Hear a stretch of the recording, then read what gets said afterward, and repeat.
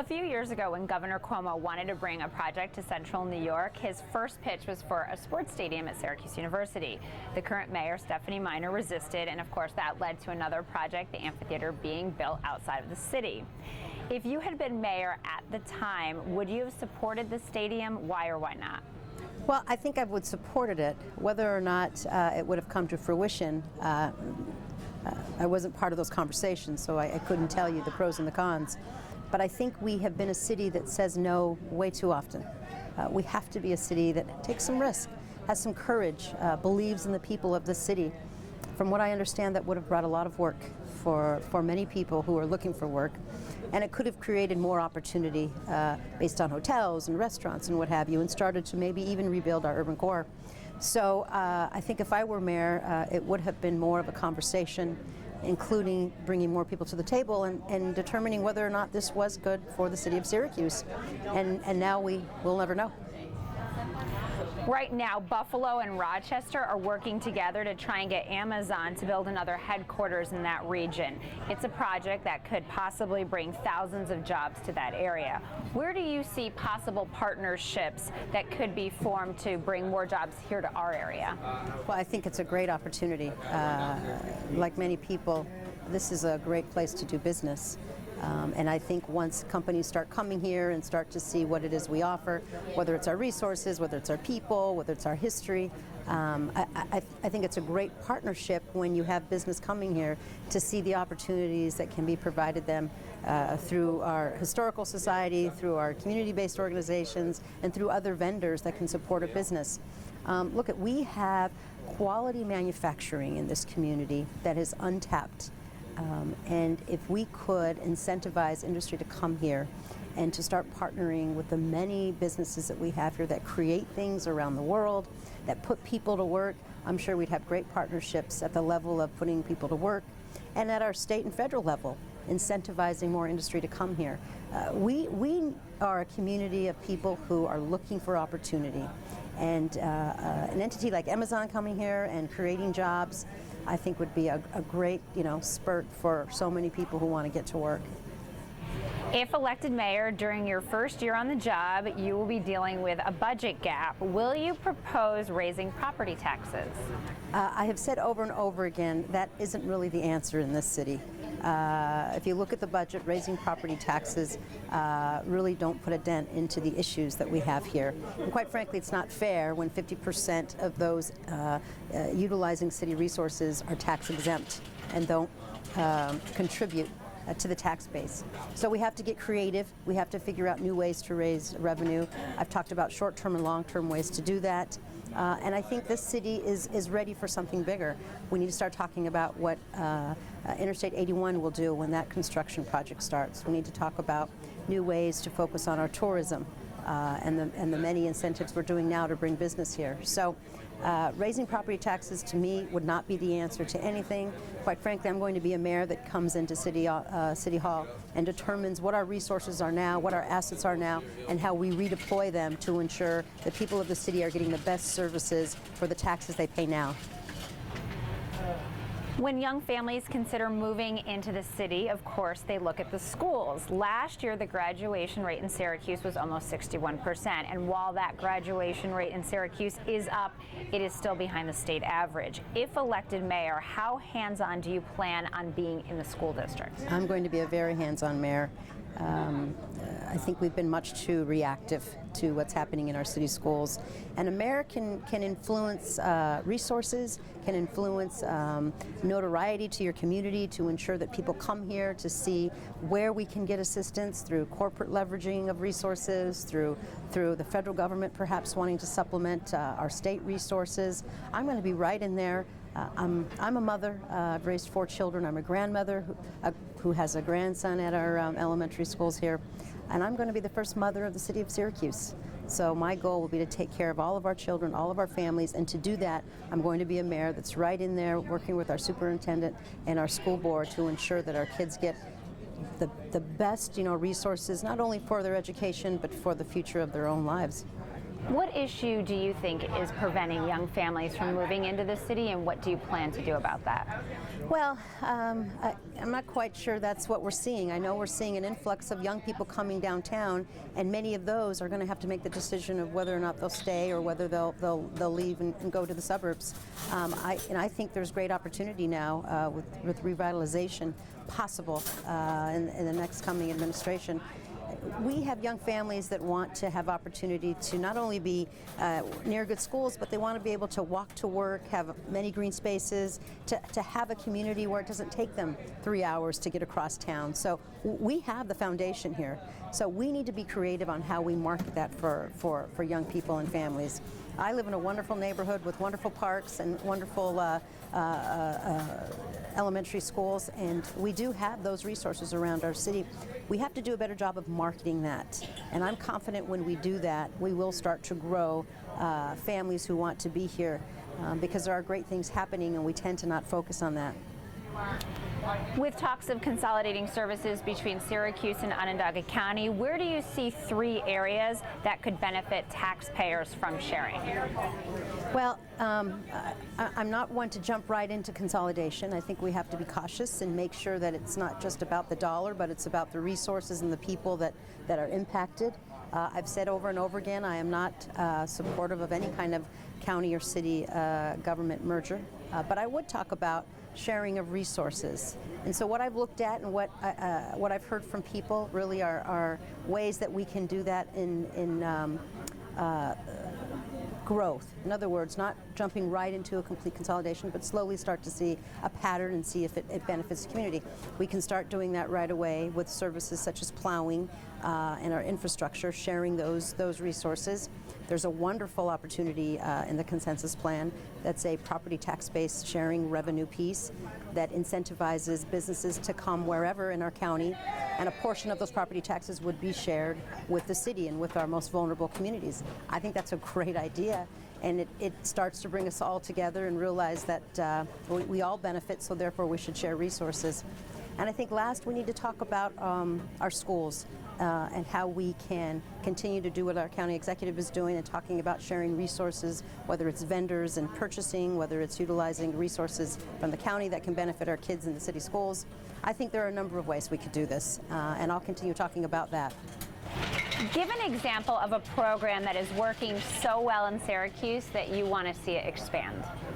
Example of a program. Wow, there's so many programs I think that are working in the city of Syracuse. I like this idea of having young people doing internships throughout their high school period. Right now we have a CTE program in the high schools, specifically at Fowler High School, where we've created 27 pathways for young people to be focusing on a particular career, whether it's a trade, whether it's talking about drones and engineering, or even cosmetology. And I think that's brilliant. We're incentivizing young people to stay in school, and we're creating pathways for them to do that. When I was with the Department of Labor, we started to connect young people to employers that perhaps could give them an opportunity, whether through an internship or a part-time job. We need to keep doing that. We need to make sure our kids don't drop out. They realize there's a future for them, and as a community, businesses and the education portions of our high schools need to come together and make sure we're holding on to these kids and giving them an opportunity to see what their future could look like with some of these pathways to different careers. Give an example of a program that's working well in another city that you would like to see here in Syracuse. There's a wonderful program.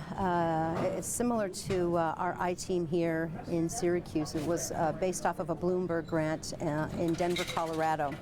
And what they do in their city government, which I would very much like to do here in Syracuse, is they have a resource for those people in the city that have a difficult time understanding the benefits that come from living in their city. So for instance, star exemptions, veteran exemptions, resources for legal assistance to understand probate, how do I pay my parents' taxes when they own the home and I don't own the home, how do I get a job when I am a minority-based business or not-for-profit. There are so many opportunities in the city where we provide resources, but many people will tell you they have no idea how to even learn about them or even how to gain the opportunity for themselves. Denver has determined really how to do it by creating an office where everyone in the city is informed about it, it's marketed, they know they can go there to get answers, to get legal assistance, to help their kids, to even get a job. I want to do that. I want to create places for people to know where they can get assistance. We're looking ahead right now. What does 81 look like 20 years from now and the area surrounding it? Well, you know, I know people go back and forth on what they want as far as a design, but I see a city that's not based on a major highway going through it, or a city that's focused on your rush hour of people coming in the morning and leaving at night. I see a city that's seamless when it comes to people coming into our city and leaving our city, whether it's 7 o'clock in the morning on a Monday or whether it's 7 o'clock in the morning on a Saturday. We are going to have a city that has such an urban growth that you will see economic development on 9 to 12 corridors. So anywhere you drive down our city, where you're going north and south or east and west, you're going to see mixed use, from different apartment styles to different retail, to corner coffee shops, to places to shop, to green spaces, and just a culture of activity that is diverse and very inviting. That's what a city needs to look like. That's what the heart of New York State should look like, and that's Syracuse, and that's my vision.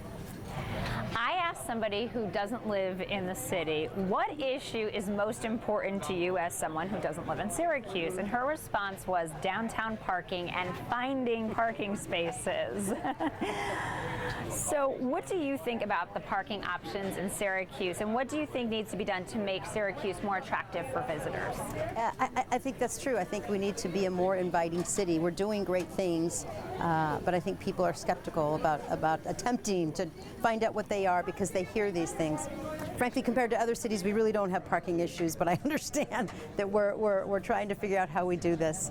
Again, as we move forward and start to lay out a new way of doing business in the city, whether it's the highway coming in or the way we start to develop economic development, I think you're going to see that we'll start to focus on situations such as how people park, where they park. I'm talking about on-track coming back.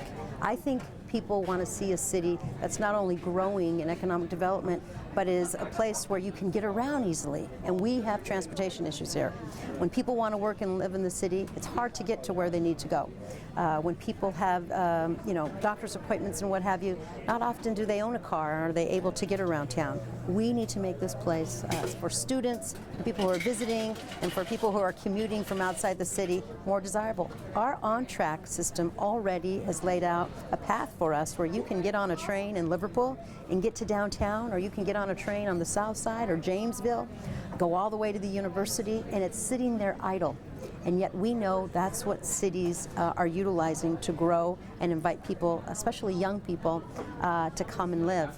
I want to do that. I want to leverage the 81 project, start a light rail temporary transit system to get people in and out of town to avoid the congestion and the parking issues we'll have, and perhaps make it permanent. And you'll start to see economic development all around a new light rail system that will get people around and attract people to come here and want to be a part of our city. Opioid abuse and heroin is a growing problem that spills into other areas. For example, it can lead to increased crime. Some mayors support safe spaces where people can use heroin legally. Would you support that, and what do you think, if anything, the city can do to help people who are addicted? I think the city is already doing some good things. We've got some very good programs. ACR has been phenomenal, ensuring the respect and dignity of people who become addicted, and in informing them of ways to continue to be healthy, take their medications, have opportunity for housing. I think we need to do whatever is necessary to support this community. It is a travesty, and I think if we start to disparage people, we'll make the situation worse. I want to be a mayor that takes care of our own. We're talking about veterans. We're talking about young people who come addicted because of accidents in sports or what have you. And we need to take care of these folks. So I am very concerned about this particular illness. I know it's growing, not only in our city, but in our county and throughout the country. We need to get the resources that we need and make sure that we're treating this like the illness it is, and making sure people get the support that they need. The current mayor is not afraid to challenge people in her own party. She has publicly questioned the governor. Give us an example of when you have gone against your own party or team for what you believe was the greater good. Well, I'm not sure if it was going against my own party or my own team, but a number of years ago as Corporation Counsel, the city of Syracuse had a situation where a building near 81 was starting to collapse. We had to reach out to Governor Patterson and ask him to close the interstate while the building itself was taken down. That became a bit of a conflict, if you will, because the cost to bring down that building was more than the city could absorb. And the state really wanted to reopen their highway to get people back in commerce. So we went back and forth, and I was a big fan of Governor Patterson, and I still am. But we had to negotiate with the state. I took the lead in those negotiations. I saved the city millions of dollars, and in the end, the state took care of bringing down the building. We took care of making sure people could get in and out of the city without Highway 81 being open. I think it was a success overall. But I did have to stand up for the city of Syracuse and take a position against the state of New York. It was the right thing to do, and we got the right result, and I'm happy we did it. Crime cameras, there have been more added over the years. Do you feel they are working, and are there enough? I believe they are working. They're certainly working when we have to be reactive to an incident that's occurred. I think more people want them, and I'll certainly not stop communities and neighborhoods that want to have them. But at the end of the day, I think we need to talk about real law enforcement on the streets, a real presence, and public servants that are looking out for their community. I'm a fan of a number of local states that are focusing on using public servants to be the eyes and ears of what's happening in your community, trying to deter crime, along with working with your local law enforcement. We need to be better at that in our city. So if cameras are helpful, I think we should support it. But I think we also need to talk about real people being on the streets, deterring crime, taking care of people, and caring for what's out there to stop some of these incidents that keep occurring. Time for the lightning round. Okay. Are there enough police officers in Syracuse, yes or no? No. As mayor, would you add more police officers, yes or no? Yes. Should police officers be required to live in the city, yes or no? That's not a yes or no question. It really is more about the investment here. And so I'd offer to you that, yes, I would very much want police officers to live in the city. Many of them are invested in this city. We can't require them to do that, and I hope at the table they'll offer it. But I don't believe that's a yes or no question. That's a hope we can, and I would support that if the officers were interested in doing that. The tax deal with developers of Destiny USA, helping or hurting Syracuse?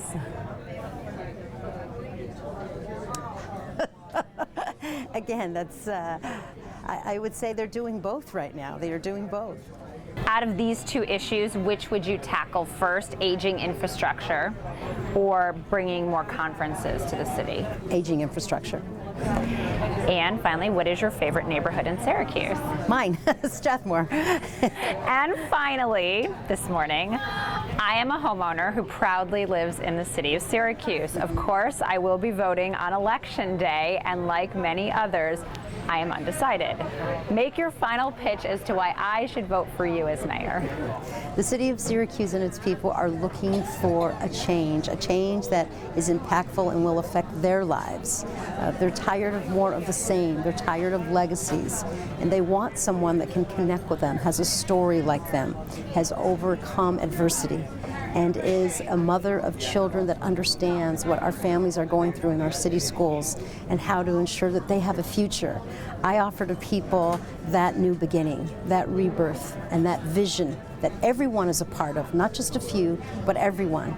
So I offer to you, I am the best choice, and I'll be the mother of the city of Syracuse that takes care of our families that need it desperately.